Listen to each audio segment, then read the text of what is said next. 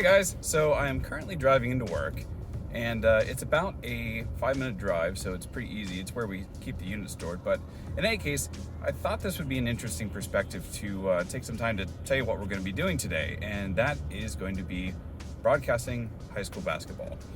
So a lot of you really liked the video I put out near the end of our football season where we did a behind the scenes walkthrough of engineering the broadcast, and requested a lot more of that. So here we are wrapping up basketball season. Today we have a doubleheader for the playoff games.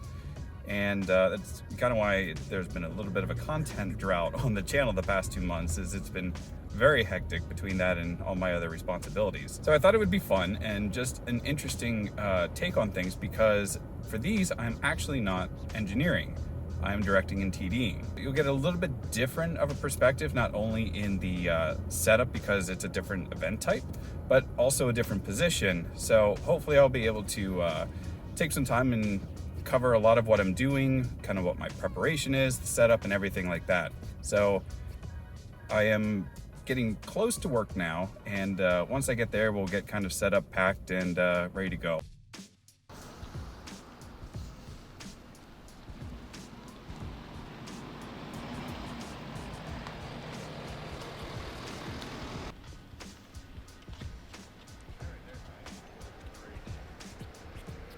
Okay, so as you can see, we are here. We got the trailer pulled in, and now we're going to start setup. And we're a little bit on the clock, like I mentioned before. This is a double header, so it's about 2:30. First game's at 6. So thankfully for the majority of these, they've been a pretty straightforward setup, and this place really isn't that different. But yeah, we'll be following along and taking a lot of the shots and stuff, and then we'll get more into the meat of what we're doing in a little bit.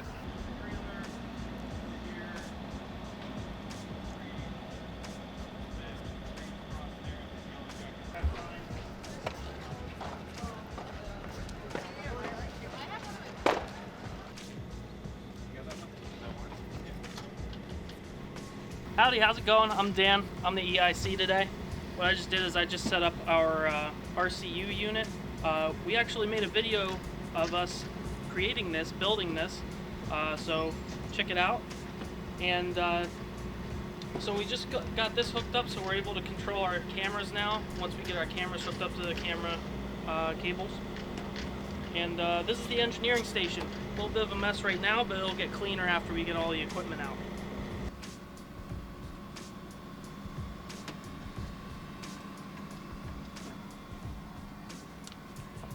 Howdy. This is our engineering station, our engineering PC. We like to keep dashboard open at all times, so we have complete control of our router and our switcher and all other devices that we can connect over the ROS dashboard platform. We also like to keep our AZ edit open, which is our interface with our intercom system. We have an Odin frame that's made by RTS, and we like to keep this up, and we like to keep the alarm page open during the production. That way, if we lose control of any of our devices during the production, we'll know about it right away, and then we're able to respond quickly to any issues with intercom.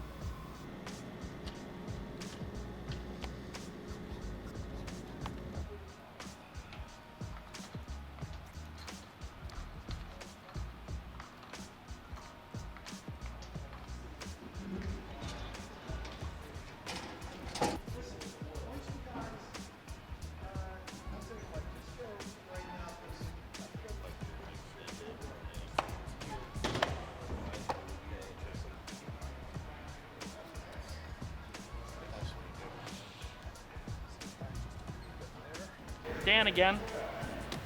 This is our press box for our Icarus unit, and as you can see, this might look familiar. I actually did a video with Ryan where Ryan designed it and I built it, so check that video out up in the corner here. And we're going to be putting this to use. We've got our power supply on the bottom, we've got our analog audio breakout units right here, and then we've got the top I/O panel that's carrying all of our SDI signal, our auxiliaries, and all of our Ethernet for our LAN.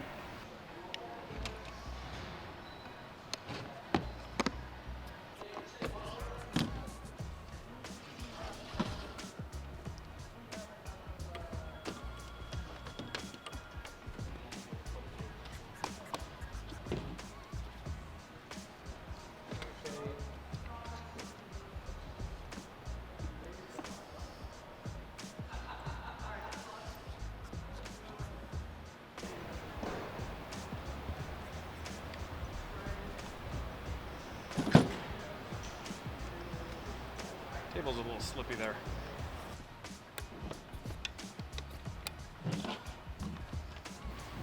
All right, here we are. We are inside the gym, and we're about halfway through setup. We got most of the gear up and ready to go, so we're soon going to be faxing. But I just wanted to take a brief moment to give you guys a little bit of an idea of what essentially we are putting together here. So we have our two talent boxes. We have our play-by-play, and we have our color. These are coming in analog and out analog into the press box, which then eventually, as you will see or have seen in the other video, gets converted to HDSDI and then to fiber, which then runs back to the truck. We also have post-game interviews. So we have just a headset, just a headset that's running straight into the breakout unit for the analog audio. There's no need for them to have an actual cough box. But on the cough box, you'll see, generally speaking, there's 3 modes, and this will change based on, you know, the manufacturer or your needs. But generally speaking, we have our microphone on and off, which is a toggle. We have a cough, which when held down is like a push to mute, and then a talkback, which is when it's held down, it basically redirects the signal from out of the microphone out to the talkback out, which is how we can have a direct line back communicating to the producer and to myself. We have a little tower here that we essentially are running 2 things off of. We have a little wireless receiver here for our wireless camera, and for high school football we usually are pretty okay to get away with this. If we were doing college, would probably run a hard line to that far camera. But then again, a lot of college venues out there are kind of pre-wired to handle broadcast. So because of the lower budget of this and, you know, the expectations, usually the wireless is good enough. So we have that here on this tower to get good signal, and then that comes down and gets converted to HDSDI, which then gets ultimately converted, HDSDI, which then gets, sent back to the truck via the fiber. We also have a scoreboard confidence camera, so we will typically turn this on and then shoot it at the board. That way, for whatever reason, we can tell if we are not getting score data from our score hub, which we'll set up later once they actually get their scoreboard controller set up. But essentially what that device is doing is siphoning the data from their scoreboard and sending it back to the truck, where we convert it to an XML file, which is something that our character generator can read and then parse that data and put it into the live on-air graphics. So down here, not exactly pretty, but this usually gets covered up by some sort of table scrim or the banner for the television station, as they like to promote their channel. But here it is in all of its glory, the press box that we built, it's probably been a year ago, a year and a half maybe at this point. That video came out, and yeah, you can kind of see it in action. Again, here are the 4 fiber line pairs that are going back LC fiber going back to the truck, and then the 2 audio breakout units that are carrying the analog audio, and then the breakout there that Dan was mentioning earlier. So in addition to that, we just have a monitor, which is so that the talent can see the live feed and replays as we run them. And then we actually have a wireless transceiver for our RTS belt packs. We have one for the wireless camera, and we actually have one for a stats guy who sits in our 3rd position here, who essentially has his own computer with an Excel sheet that he's updating stats that we're tying back into the graphics system as well via XML data. So really, that's all that we got going on here. As far as the other setup, typically for these, I like to run 2 cameras up top, one for our game cam, and then one for kind of a high and tight. So I wouldn't call it so much a slash as it is just really a high and tight. But and then we also have 2 additional cameras, one that will be under each basket, a little bit to the side, and this is pretty common in most formats. When it comes to college games, you probably will have a little bit more robust of an audio layout, audio spread, if you will. You'll have floor mics, you'll have mic baskets. I mean, obviously more than 4 cameras, but yeah, at the high school level, this is usually pretty ornate for what it is. But yeah, aside from that, we'll check back with you in a little bit. We got to go over to the truck and power some stuff up now, but see you then.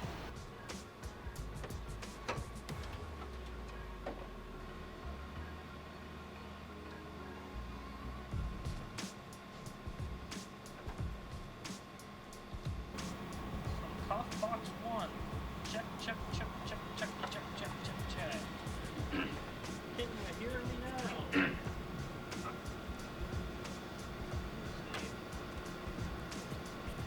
Check, check, 1, 2, check, 1. So are you on play-by-play or color right now? I'm on color right now. All right, so you can hear me here? I can barely hear you there. Okay. Do you want to reboot the box real quick on your side? Hold on, let me turn you up. I think that might be the problem there. Well, I don't have sync over here on scoreboard camera. Alright, check 1, 2. Check. Alright, got me on cop box 1. Alright, check and talk back. Check 1, 2. Check 1, 2. Check, check. Cough, cough, cough, cough. Alright, good. Alright, so we're just going to transfer some logos over to our character generator. I think those are the ones I worked on.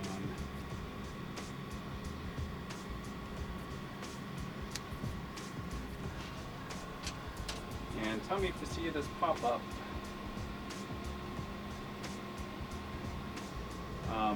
There's 2 logos for the one skull, which I didn't know which one would look better. He had sent me the one, and I guess we'll just have to, I'll leave it up to your discretion. Okay.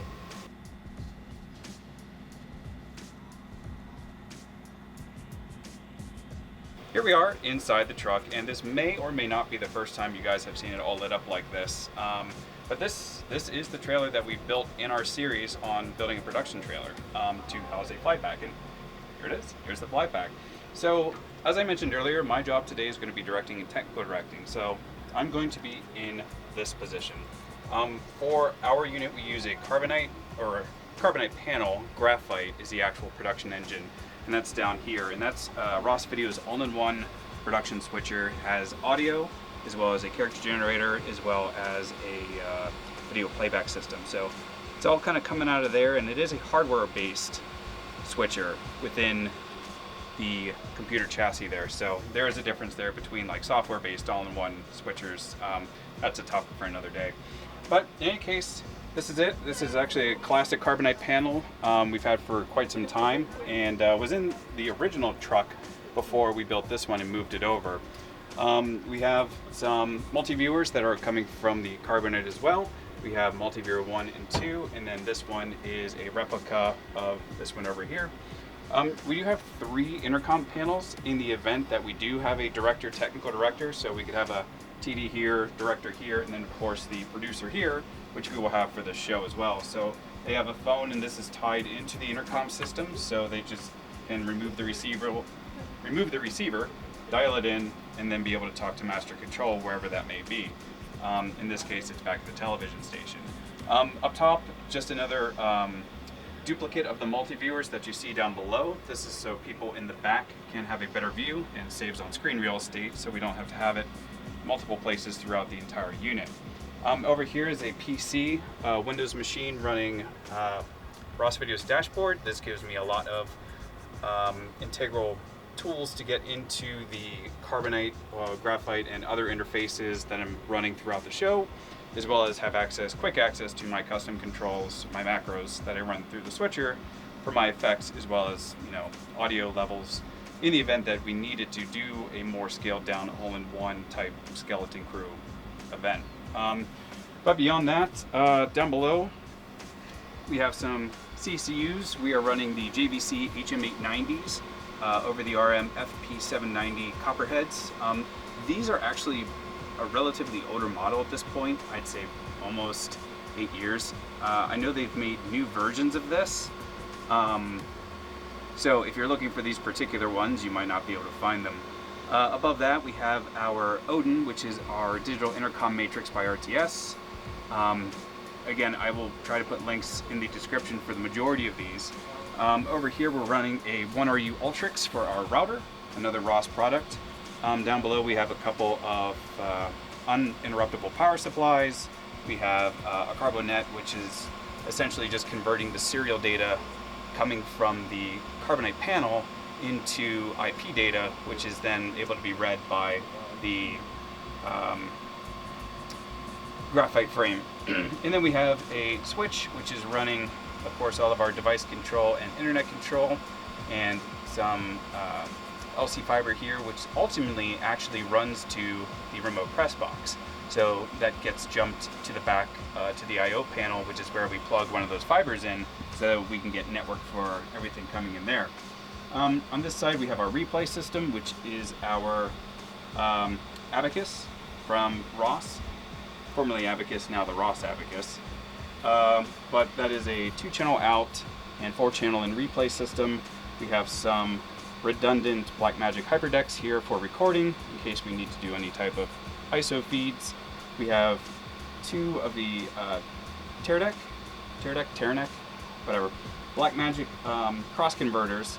We have one that is meant to be a output cross converter and one meant to be an input cross converter, just in case we find any of those signals that are troublesome that we need to convert to whatever we're running in at the time, usually 1080i. If we come up here, we have our primary record and primary backup. This is always just program and program audio. So we always run a redundant one just in case one were to fail or a drive were to get corrupted or something like that. And aside from that, we have some routable monitors that all come off of the Ultrix. This is a feed off of the Abacus, so we can see our 2 replay output channels, or if we need to play back any type of video packages or anything, as well as just a audio monitoring 1RU box from Blackmagic as well. And this is a true representation of what we're sending out to our program feed embedded. So I can always keep a good eye on my levels that is leaving the truck going to either the broadcast or whatever. When it comes to the actual multi-viewer, in this particular scenario, I have 4 cameras that we had already pointed out inside. We have my game camera, we have my high and tight, and we have a lower basket cam, and the 4th one, which is not powered up right now, that's our wireless. That's going to be our far side under camera. Preview and program, of course, red and blue, which are my replay channels. We have our score backup camera, so we can keep an eye on that. And then the clips is actually expression clips, which is coming from the graphite server. On the far side here, a lot of duplicate sources you'll see, but again, we have another person sitting here, and which is going to be the producer. So they have their cameras up top, score. This is my Mix Effects one coming from the switcher. I know I've been promising to do a video on Mix Effects. I promise I'll do that, but I typically run a 2-box out of here just so I can run a replay and a camera in here for those tight moments, and we want to get that, of course. And we have 2 CG channels, again, coming from the graphite. So they're expression, CG1 and CG2. Top of my head, I believe CG1 we run the bug out of, our score bug, and then the other things are going to be like full screen graphics, and that can always change on the fly. But yeah, aside from that, that's generally all of this. It's now going to be my role to go through my switcher effects. Again, this is near the end of the season, so I have everything already built. All of my macros on the switcher to perform replays, to run the opens and things like that. So yeah, I'm going to go through those and just make sure everything works. Now, extending a little bit of the tour back here, again, now that's all lit up, we have our replay here, the controller, the keyboard, and of course their intercom panel. You will notice that these panels are not actually rack mount, and the reason we did that is, of course, because the fly pack cannot be in the trailer, so we wanted to get desk set units so that we could take them out very easily and put them around should we need to go into an indoor environment. Again, a duplicate of the multi-viewer, and then over here is actually the main output of the graphite for its video, the expression keyboard and everything like that. So this is where our character generator operator is going to sit. And in the very, very back, we have audio, of course. Now, I may have mentioned this when we were building the original box or when I was talking about the trailer, but the audio back here is actually pretty straightforward. The majority of the audio matrix happens within the graphite itself. So we have a standalone PC here with a touchscreen that we can come in here and move faders around as needed. Now, One limitation of this software currently, as it stands at the time of recording this video, is multi-touch is not supported. So unfortunately I couldn't grab 2 faders here and move them up if I needed to. So that's why we also have the Behringer X-Touch, which is a MIDI controller which does interface directly with ROS Dashboard. So if I move my faders here, we should be able to see them move on there as well, assuming that it's powered on. So it just took a second for it to light up, but now you can see over here that if I were to move the faders on the X-Touch, it is going to mirror that within the software, allowing us to grab multiple faders at the same time. And same thing stands, we have a desk mount intercom system just so that can be easily removed if needed. So what we're about to do is we're just going to go through and rehearse the open. Cool. We're going to do both opens just because now was the only time we're going to have, because in between both games we're actually going to have a filler show. So this is, again, just kind of get everyone comfortable. Sometimes, depending on, like if it's football, I know the director who's in here usually likes to pre-record the entire open and then roll it back, which you can always do. In this case, the open's so straightforward, we usually just do it live after we rehearse it, so. All right, ready, Darren? Let's do ready, it. Keon? Yeah.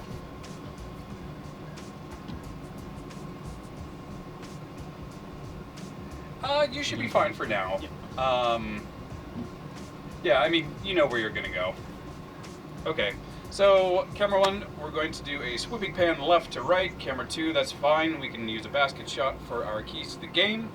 And yeah, so again, traffic is gonna be open animation, and then we would do our pan, and then we're going to go to the wireless camera for the shot to go into them. We'll name them, and then we'll go straight into the keys of the game. There'll be 2 CGs for that, and then after that we'll go to maybe a tilt down shot on camera 1, starting from the ceiling, coming to the roof, and put the matchup graphic over that, and then we will potentially go to the capper depending on how I'm feeling. All right, here we go. Right. Yes, Have you seen the audio guide? I have not yet. Keon will do that. Yep. So worst case scenario, we have Huggies back up. Can you tilt that? All right, here we go.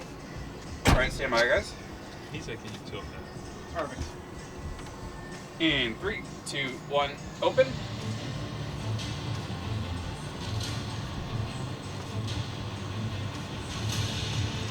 Coming to you guys in about 10 seconds, maybe less. Stand by 1 on a move. And this is in CG2. All right.